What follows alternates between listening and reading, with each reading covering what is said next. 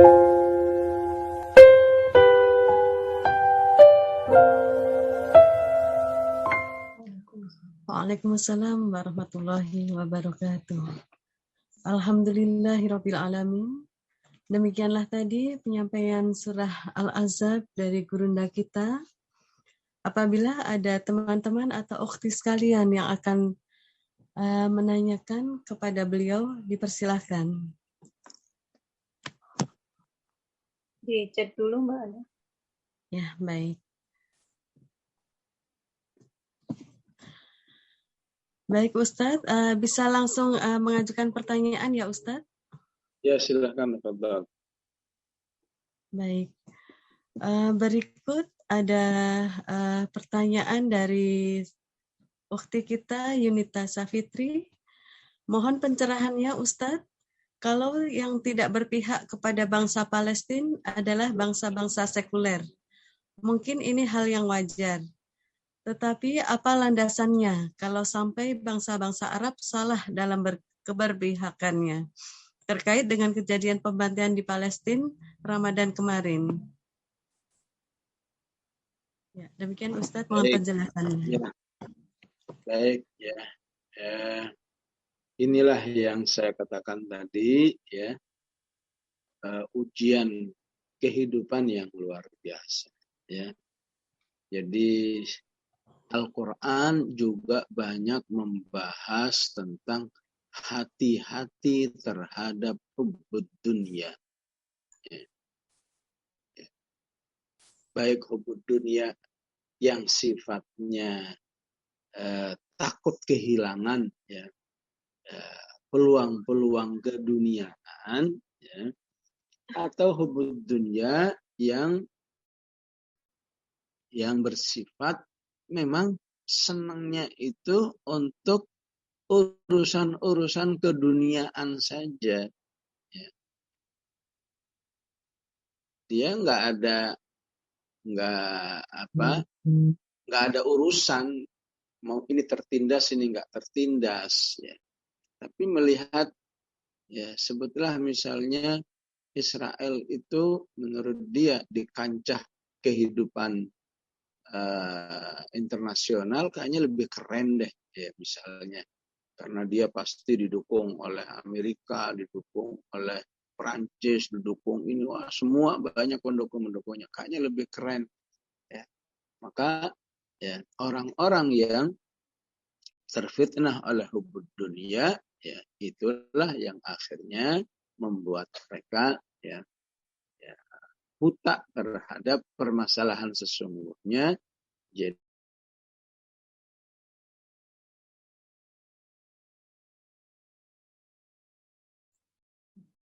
Jadi lebih kepada kepentingan pejabat, kalau dia tahu, ya, bahwa kita ini, ya, kalau dukung Israel, ya, nanti secara politik pasti dibantu, ya, ya, ada lain kecuali Dajjal.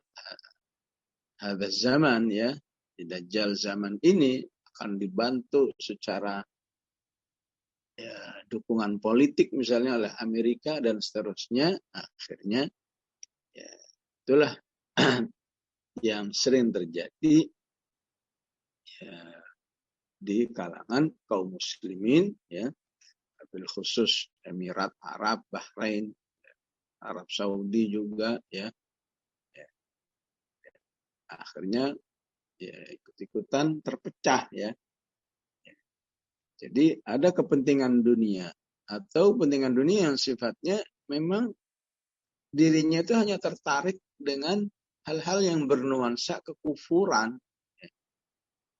Pokoknya kalau ada keimanan, kalau ada nuansa keimanan, istilah ayat ini, ya, jangankan isinya, ya, jangankan konten keimanan, istilahnya aja nggak suka, ya. Apaan tuh Madinah, ya. Kita tetap aja sebut Yathrib misalnya, ya. Sepertinya ini masalah sederhana, ya, cuma istilahnya cuma sekedar apalah arti nama, ya, tapi Allah sampai abadikan. Ternyata di balik nama ini juga ada pesan-pesan, apakah di balik itu kekufuran atau keimanan, sehingga kok ada orang ngotot banget nggak mau nyebut Al-Madinah, Yathrib ya. Ya begitulah istilahnya ya. Ya. Mereka yang beriman, masya Allah, dikit-dikit kepinginnya yang Islami, yang Islami, yang Islami ya. Yaitu karena Allah istilahnya jadikan hati Anda itu mencintai Allah. Walakin Allah habbaba ilaikumul iman. Karena keimanan itu menjadi kamu cintai ya. Ya. Tapi mereka yang di dalam dirinya itu cintanya kepada kekufuran ya, maka segala yang berbau keislaman sekecil apapun nggak mau. Dan itu adanya di Israel. Segala bentuk kekufuran itu ada semua di Israel ya. Ya, dibentuk. Sementara di dalam kelompok kaum muslimin ini ya, apalagi kalau dia ngikutin ya, perang kok ngaji melulu misalnya, itu jadi masalah itu ya. Ya. Atau mungkin ngajinya yang diserang ya, ngaji tapi nyerang Israel, jadi masalah lagi ya. Ya. Atau hubbud dunia dalam arti ya, terfitnah oleh pengelompokan ya. Ya. Anda gerakan ini, Anda gerakan itu ya. Sementara dalam dirinya sudah ada sebuah penanaman penyimpangan, ya, tertanam sebuah penyimpangan karena fitnah oleh kelompok-kelompok tadi, sedangkan kelompok kami ini yang paling benar, kelompok orang lain itu salah, ya. Ya. Maka cuma karena ya fanatik kelompok saja, ya, sehingga dia tidak bisa melihat semua pertimbangan apa yang terjadi di kaum muslimin Filistin itu. Mau kemanusiaan, mau sejarah, apalagi keimanan. Dia hanya tahu itu yang berjuang di kelompok di Palestina itu adalah kelompok dakwah fulan katanya. Ya. Dan kelompok dakwah fulan itu udah pasti sesat. Ya. Sehingga apa yang dilakukan kelompok fulan itu juga pasti sesat. Ya. Nas'alullah lana wa lakumul afiyah.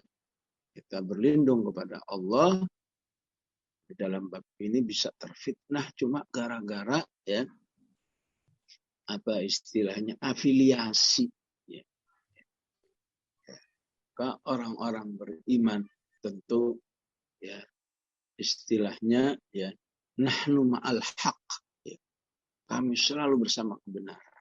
Afiliasi itu enggak penting ya. Hati-hati fitnah afiliasi. Orang-orang yang terfitnah fitnah afiliasi sampai ya buku saja dimusuhi ya.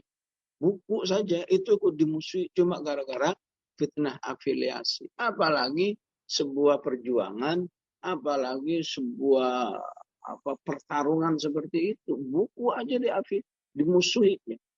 Ini buku namanya apa? Fi Dhilalil Quran. Wah, ini buku sesat. Karena penulisnya sebulan. Kita tahu afiliasi penulis buku ini adalah ini. Akhirnya buku pun dimusuh. Ini apa buku namanya? Al-Halal wal Haram. Wah, ini buku sesat. Ya. Ini yang menulis Qardawi kan? Wah, ini sudah. Pokoknya nggak mau melihat isinya. Pokoknya sekedar gara-gara cuma afiliasi. Jadi hati-hati. Sementara orang-orang beriman yang baik, betapapun kelompoknya disebut ini, kalau benar ya sudah ya. Kelompok kaum muslimin yang sering terfitnah oleh afiliasi itu biasanya anti kan sama sebetulnya sama tafsir fi Dhilalil Quran ya. Tapi mereka punya tafsir khusus namanya tafsir As-Sa'di ya. Ya, yang ditulis oleh Syekh Nasir As-Sa'di ya. Sementara orang-orang kaum muslimin ya atau para aktivis dakwah yang tidak melihat ya afiliasi itu penting dalam kehidupan, yang penting adalah esensinya, biasa menggunakan tafsir As-Sa'di. Walaupun katakan As-Sa'di ini kan rujukannya mereka, nggak peduli selama memang dia memberi Benar, itu susah tetap pakai. Ya. Dan semuanya begitu. Ya. Bahaya. Ya. Fitnah afiliasi yang dialami oleh sekelompok kaum muslimin. Sampai zikir-zikir pun dimusuhi. Ini zikir namanya apa ini? Ma'thurat. Wah, bahaya. Surat ini yang menulis, yang menyusun si dia ini, wah, bahaya. Sementara ya mereka yang berjalan lurus nggak peduli. Ini surat namanya apa? Hisnul Muslim. Kita pakai, nggak apa-apa, sekali-kali baca Hisnul Muslim, itu suratnya ya saudara kita yang lain, saudara sebelah istilahnya. Nggak apa-apa kita pakai, apalagi hadis-hadisnya sahih semua, pakai sekali-kali nggak apa-apa ya. Apalagi yang ada di Hisnul Muslim nggak ada di surat ya. Sayang kalau kita tidak mau baca cuma gara-gara wah ini mah suratnya si kelompok sebelah ini, sayang sekali ya. Ya itulah, hati-hati hubud dunia yang sifatnya fanatik afiliasi ya. Baik, wallahu a'lam. Ya, alhamdulillah, jazakallah khair untuk keterangannya Ustadz. Untuk selanjutnya, pertanyaan selanjutnya tadi Ukhti Yanti Sukadi jadi untuk bertanya. Kalau tidak, saya lanjutkan untuk pertanyaan selanjutnya. Demikian Ustadz, di Palestina ada 3 kaum Islam, Nasrani, dan Yahudi yang punya kepentingan akan tempat yang dianggap punya sejarah penting. Apa hikmah yang bisa diambil padahal riskan akan konflik? Ya, demikian Ustadz. Mohon penjelasannya. Ya, pertama kita harus sadar bahwa pencipta konflik itu siapa ya. Kaum muslimin tidak ingin berkonflik dalam hal ini. Ya. Kenapa? Ya, karena prinsip kaum muslimin ya, tanah ini adalah wakaf dari para anbiya yang diperuntukkan untuk kaum muslimin. Sehingga ya mau Yahudi mau Nasrani ya, kalau dia sudah muslim maka dia sudah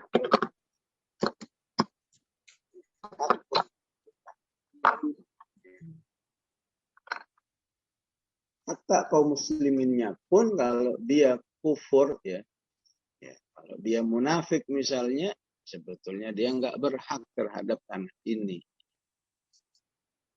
Jadi istilah dalam wahyunya, baik dalam wahyu-wahyu sebelumnya, Filistin ini adalah ardul muslimin, ya. Ardul Islam. Ya. Allah memang sediakan untuk orang-orang yang beriman. Al-Maidah 23 ya. Qala rajulani minal ladina yakhafuna an'amallahu alaihim adkhulu alaihimul bab fa idza dakhaltumuhu fa innakum ghalibun wa 'alallahi fatawakkalu in kuntum mu'minin. In kuntum mu'minin, kalau kamu beriman ini milik kamu. Karena mereka nggak mau beriman, dia yang berikutnya Allah katakan qala fa innaha muharramatun alaihim arba'ina. Ya. Jadi bukan kepemilikan tanahnya sebenarnya, tapi kembali kepada ya latar belakang akidah manusia itu. Ya. Satu merasa ya akidahnya mengatakan ini ardun Nasoro. Ya. Yang satu mengatakan ini ardul Yahud. Yang satu mengatakan ardul muslimin. Ya tentu ujung-ujungnya kembali kepada ayat wa may yabtaghi ghairal islami dinan fala yuqbala minhu wa huwa fil akhirati minal khasirin. Dari 3 keyakinan ini, mana yang sudah direkomendasi oleh Allah? Raditu billahi rabba wa bil islam wa raditu lakumul islam madina, yang sudah direkomendasi oleh Allah al-Islam, sehingga mengharuskan semua manusia aslinya kembali kepada Islam, sehingga menganggap ini adalah ardul muslimin. Di situ Nabi Yakub hidup, di situ Nabi Ibrahim hidup, di situ Nabi Isa hidup. Haula, masya Allah ya, kibarul muslimin, tokoh-tokoh besar kaum muslimin. Di situ Nabi Zakaria hidup, di situ Alu Imran yang kita sebut nama suratnya ya. Alu Imran hidup di situ Maryam hidup dan seterusnya ya. Masih kurang apa untuk menunjukkan ini sebagai ardul muslimin. Ya. Padahal kalau kalian memang mengakui betul itu nabi-nabi kalian, ya seharusnya kalian mengikuti kehidupan mereka. Begitu pemahaman. Dan prinsip seperti inilah yang dipahami oleh kelompok Yahudi yang disebut dengan usuli. Ya. Dan kalau istilah surat Al-A'rafnya adalah وَقَطَّعْنَاهُمْ فِي الْأَرْضِ أُمَمًا مِنْهُمُ الصَّالِحُونَ. Tidak semua Yahudi itu jahat, ada Yahudi yang baik kata Allah. Minhumus salihun. Ya. Maka salihun inilah yang kalau ibu-ibu sering lihat media sosial, kok Yahudi mendemo Yahudi? Ya, itu karena yang didemo itu Yahudi Zionis. Tapi Yahudi yang salihun yang disebut di surat Al-A'raf ini, Yahudi yang punya pemahaman seperti yang tadi saya jelaskan, bahwa ini ardul Islam, ini adalah ardul muslimin. Dan juga Yahudi istilah Al-Quran salihun, kalau istilah di lapangan usuliyun, Yahudi ortodok ya. Walaupun ada juga di antara mereka yang sudah bergabung ke Zionis ya. Tapi mereka punya organisasi sendiri ya, seluruh dunia organisasi Yahudi yang usuliyun ini ya. Itu sangat benci, sangat menentang ya, istilahnya ya, udah ngaku-ngaku udah ngambil tanahnya orang, itu pun dengan cara-cara kekerasan ya, bunuh, penjarakan, nyiksa, nindas ya. Kata mereka itu betul-betul sangat dimurkai oleh kitab suci kami, kitab Taurat ya. So, mereka langsung ungkapkan sendiri ya, di wawancara-wawancara talkshow di televisi berbahasa Arab ya, yang mereka istilahkan kelompok Hakom ya. Maksudnya kelompok Yahudi yang istilah Qurannya salihin ya, yang ingin menegakkan, yang masih hati nuraninya hidup, masih berpihak pada kebenaran dengan nilai-nilai kemanusiaan yang baik. Wallahu a'lam. Alhamdulillah, jazakallah khair atas penjelasannya Ustaz. Masih boleh ada pertanyaan lagi Ustaz? Ya, silakan. Baik. Untuk Ukhti Yanti Sukadi, mari dipersilahkan, katanya ada yang mau disampaikan. Baik, syukran jazakallah khair Mbak Ratna. Assalamualaikum warahmatullahi wabarakatuh, Ustaz. Waalaikumsalam. Mohon izin bertanya kepada Ustadz terkait dengan pembahasan yang menarik memang tentang Palestina. Ustadz, bagaimana halnya yang terjadi? Mungkin bisa jadi ada syubhat atau hal-hal yang dilancarkan di akhir-akhir ini juga di kalangan Muslim terkait syubhat masalah tadi ya Ustadz sudah menyinggung sedikit masalah afiliasi, tapi ini masalahnya ada sebagian kaum Muslimin yang mengatakan hati-hati dalam berdonasi kepada mujahidin di Filistin karena bisa jadi mereka itu punya afiliasi kepada Syiah gitu Ustaz, karena memang bekerjasama mendapat bantuan dari Iran. Nah, ini menimbulkan semacam keraguan-keraguan juga di kalangan kaum muslimin, dan ini memang dihembus-hembuskan atau disampaikan juga di medsos dan sebagainya, sehingga mungkin bisa jadi akan mempengaruhi sebagian kaum muslimin dalam hal berdonasi atau membantu saudara-saudaranya di Filistin gitu. Dan apakah memang orang-orang yang seperti ini, padahal orang-orang yang seperti ini adalah orang-orang yang mengatakan bahwa mereka adalah orang-orang yang sangat taat beribadah dan mengikuti sunnah Rasulullah SAW gitu ya. Apakah mereka termasuk orang-orang yang tersesatkan dalam pemahaman atau dalam golongan orang-orang yang mungkin Allah alam ya Ustadz munafikin, karena memang banyak hal-hal yang melemahkan dalam dalam langkah-langkah yang diambil oleh kaum muslimin pada umumnya gitu, Ustaz. Afwan, mohon penjelasan. Ya, sekali lagi disinilah ya Al-Quran mengingatkan hati-hati terhadap fitnah dunia, ya.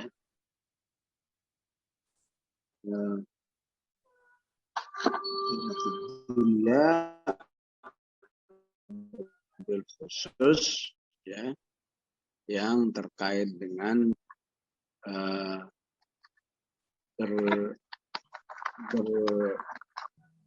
bertasaduk, berlomba-lomba untuk menunjukkan kelompok kamilah yang terbaik, ya. Padahal itu sesama orang beriman, ya.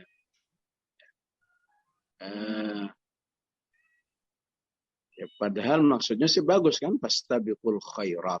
Ya. Tapi ketika fastabiqul khairatnya sudah tidak sehat, maka jadi istilahnya jadi hasad, ya. Jadi hasad.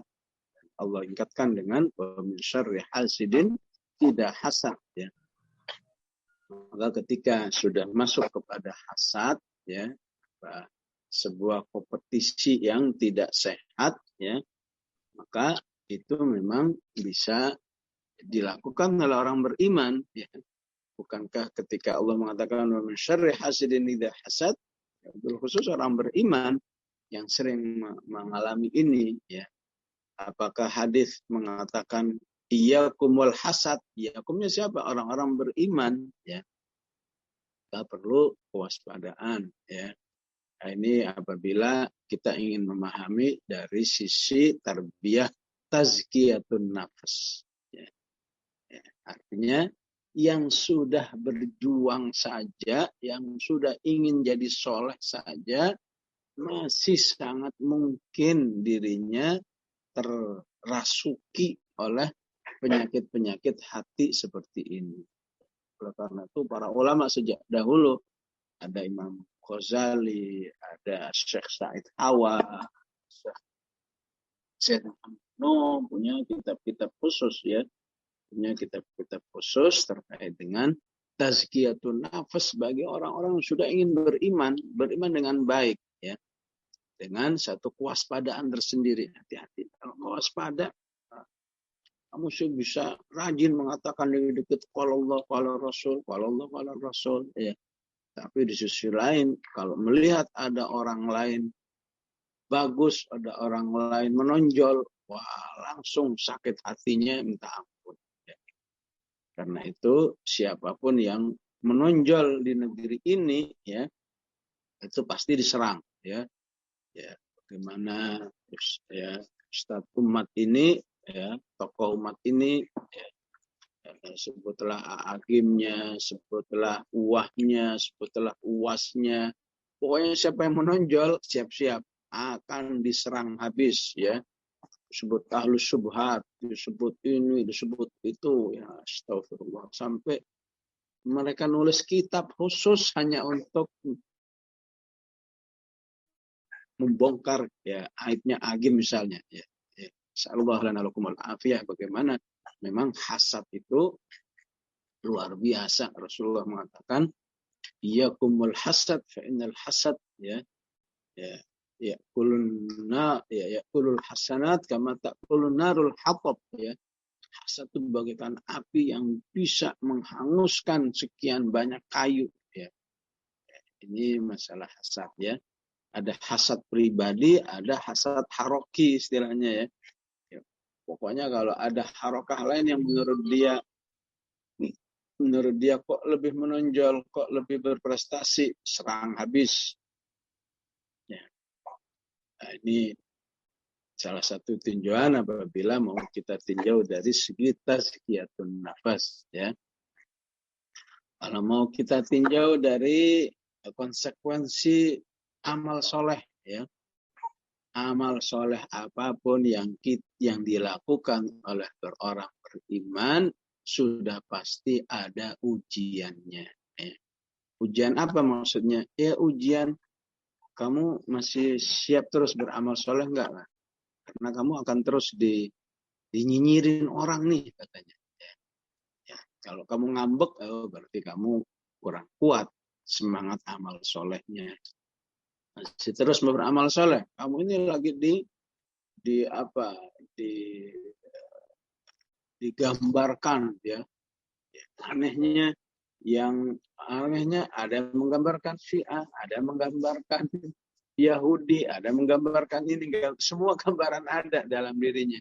Ada yang menggambarkan katakan orang yang berfoya-foya, tokoh-tokoh ya, tokoh-tokoh pergerakan Palestina itu semua orang-orang yang kaya, orang yang berfoya-foya di hotel-hotel mewah dan seterusnya. Ya.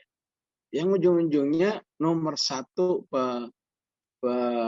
pengobrol info-info itu adalah Yahudi sendiri. Ya.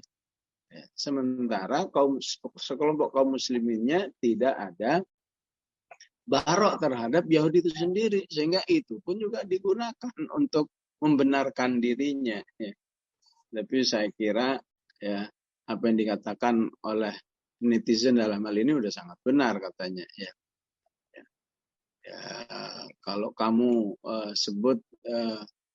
sebetulnya pejuang Palestina bersama Iran, sementara negerimu yang katanya paling sunnah, ya bisa disebut kalah pertempurannya bersama Houthi, ya kelompok sebetulnya kelompok Syiah di Yaman itu kalah. Ya. Apakah memang kurang nyunah atau gimana? Ya. Jadi di satu sisi di sini ada konsekuensi perjuangan. Kalau istilah Al-Maidah 54-nya itu wala yakhafuna laumata laim. Orang yang berjuang di jalan Allah itu tidak akan terlepas menghadapi laim, ya. Pencela, penyinyir, benci. Dan pembenci ini bukannya diem, dia bekerja laumata, ya. Bekerja terus mengungkapkan rasa kebenciannya. Dan orang beriman yang ikhlas la yakhafun, tidak takut, ya. Buat apapun dicitrakan dengan berbagai macam citra jelek, ya. Tidak bergeser dari perjuangannya, terus berjuang, dan pada akhirnya ya pencitraan ini kalaupun ada nggak banyak, ya, karena orang jadi tahu dari mana itu datangnya sumber yang ngomong begitu. Oh, dari si dia. Udah tahu lah kalau si dia siapa sih yang baik di mata dia, ya. Jangankan sekelas kaum muslimin di Filistin seperti itu, saudara-saudara kita sendiri, ya, tokoh-tokoh kita sendiri yang sudah jelas keikhlasannya seperti apa, ya, kesolehannya seperti apa, juga dicaci maki, ya apalagi sekelas, ya, kelas kaum muslimin di Filistin dan seterusnya. Dan pada akhirnya apa yang mereka lakukan tidak akan memberi satu dampak yang signifikan. Mereka sendiri akhirnya bertanggung jawab di sisi Allah, ya. Berani mencaci maki, jelek-jelekkan saudaranya sendiri, ya. Sementara mereka sendiri tidak pernah menjelek-jelekkan, ya, Zionis itu sendiri, ya. Tidak pernah mengingatkan umat hati-hati ini bahaya Zionis, ya. Bahkan yang ada, ya, mereka justru mendoakan kemenangan Zionis, ya. Ya, coba lihat tuh di YouTube-nya, ya, Saudi yang Masya Allah mendoakan Zionis seperti kaum muslim mendoakan kaum muslimin di Filistin, ya. Allah mansur Israel katanya, Nasran Aziza dan seterusnya, ya. Ya, di sisi lain seperti yang diungkapkan oleh tokoh-tokoh pejuang Palestina, hanya kami ini orang yang sedang berjuang. Otomatis siapa saja yang ingin menolong, ya kami sambutlah katanya. Ya. Memang ada bahasa lebeknya katanya. Ya. Jangankan sekedar Iran katanya. Setan pun kalau ingin menolong kami, ya kami sambut juga, namanya mau nolong. Ya. Akhirnya kata setan itu digunakan juga oleh propaganda Israel. Ya. Tuh, gimana itu? Perjuangan apaan itu? Perjuangan yang ditolong oleh setan katanya. Padahal itu cuma sebuah andai kata saja. Ya. Di lapangannya adalah ada sebuah kondisi kemanusiaan. Ya. Kondisi kemanusiaan di mana ya ada manusia yang ingin menolong mereka, ya otomatis ya namanya menolong ya diterima pertolongan. Sebagaimana tidak sedikit bil khusus di Prancis ya, di Inggris, di Amerika sendiri, ratusan ribu orang-orang kafir yang berdemo, yang berarti memberi manfaat ya pencitraan positif terhadap Palestina. Masa mau dilarang? Orang-orang kafir di Amerika, di Inggris, di Perancis jangan pada demo aja apa misalnya? Nggak bisa seperti itu. Itu memang sudah panggilan kemanusiaan manusia, panggilan kemanusiaan itu sendiri. Ya. Ini lebih kepada hubungan kemanusiaan. Ya. Sebagaimana kan nggak pantas ya kalau seorang punya tetangga kafir. Ya. Kemudian muslim ini sedang mendapat ujian. Tetangga kafirnya datang, mohon maaf kami ingin memberi bantuan sekedarnya ini masa ditolak. Ya. Jadi tetap ya seperti yang dikatakan oleh Rasulullah, tetangga itu ada 3 ya. Ada tetangga kafir, ada tetangga muslim, ada tetangga kerabat. Masing-masing punya haknya ya. Ya. Semuanya harus diberi perlakuan yang baik. Nggak ada istilah, oh karena kamu kafir, kamu musuhin aja. Nggak ada. Ya. Jadi ini hubungan kemanusiaan. Dan hubungan kemanusiaan itu seperti yang dikatakan oleh Syekh Ismail atau Syekh Khalid Mish'al dalam hal ini ya. Dan dalam hubungan kemanusiaan itu tidak otomatis orang itu lebur di dalam akidahnya ya. Kalau kamu punya tetangga kafir ngasih bantuan ya karena kamu habis kebakaran misalnya ngasih bantuan, enggak otomatis oh berarti kamu karena ngasih bantuan saya menjadi ikut agamamu aja deh. Enggak bisa begitu. Ya, hubungan kemanusiaan ya tidak ada hubungannya dengan ya tidak ada hubungannya dengan keimanan itu sendiri. Karena itu di zaman Rasulullah SAW sangat banyak peristiwa-peristiwa bagaimana Rasulullah SAW menerima bantuan dari orang kafir, bahkan katakan menyewa orang kafir untuk menjadi penunjuk jalannya menuju kota Madinah ya, saat hijrah. Ya. Baik, wallahu a'lam. Alhamdulillahirrabbilalamin. Jazakallah khair Ustadz atas penjelasannya. Semoga menjadi masukan dan menjadi tambahan ilmu bagi kami semua. Selanjutnya adalah doa penutup yang akan dipimpin oleh Ustadz Azir Abdul Rauf. Dipersilakan Ustadz. Alhamdulillah Rabbil Alamin. Allahumma salli wa sallim ala Sayyidina Muhammad wa ala Sayyidina Muhammad. Allahumma inna nas'aluka imanan sadiqa wa yaqinan laysa ba'dahu kufur. Allahumma aslih lana dinana alladhi huwa ismatu lana wa aslih lana dunyana allati fiha ma'ashuna wa aslih lana akhiratana allati ilayha ma'aduna waj'alil hayata ziyadatan lana fi kulli khair waj'alil mauta rahatan lana min kulli syarr. Rabbana la tuzigh qulubana ba'da idh hadaitana wa hab lana min ladunka rahmah innaka antal wahhab ya muqallibal qulub tsabbit qulubana ala dinik. Rabbana atina min ladunka rahmah wa hayyi lana min amrina rasyada. Sallallahu ala sayyidina Muhammad wa ala alihi wa sahbihi wa sallam. Walhamdulillahi rabbil alamin. Wassalamualaikum warahmatullahi wabarakatuh.